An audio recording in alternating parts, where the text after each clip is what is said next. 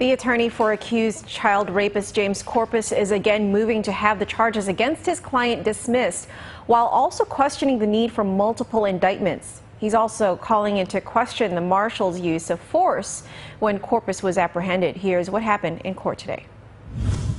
So our position is that speedy trial operates similar to a statute of limitations. This is not the first time attorney John Morrison has made these arguments in front of a judge for accused child rapist James Corpuz. In fact, he's done it several times. The first led to the dismissal of rape charges against Corpuz because of a clerical error.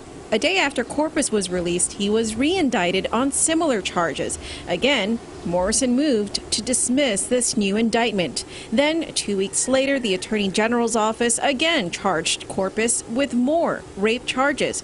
Even though Judge Vern Perez dismissed the first case without prejudice, meaning the case can always be refiled, Morrison disagreed and believes that a dismissal due to speedy trial violation should always be dismissed with prejudice, meaning the charges can never be brought against a defendant again. So our position is if CF 10215 had to have been dismissed with prejudice, as we view that it should have been, then none of these cases would be able to go forward that are currently pending before these two separate courts.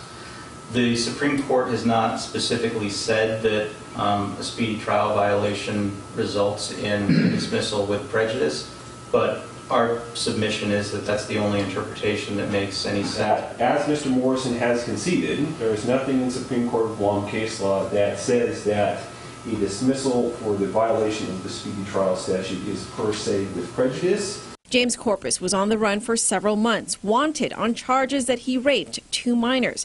Under the new indictments, Corpuz is charged with raping both girls for several years, one of them from the time she was 12 and the other as early as 9 years old. Assistant Attorney General James Collins argues that these motions made by the defense have already been decided upon. There's no need to bring them forward again.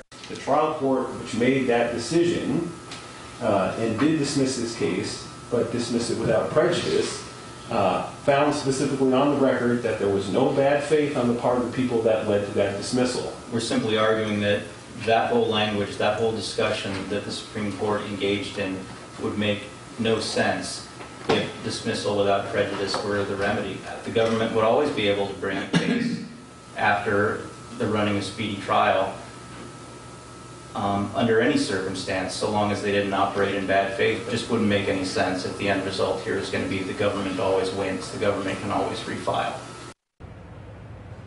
Judge Alberto Lamarena took the motion under advisement. Also heard in court was a motion to suppress evidence on the way a warrant of arrest was executed. Judge Lamarena also took that motion under advisement.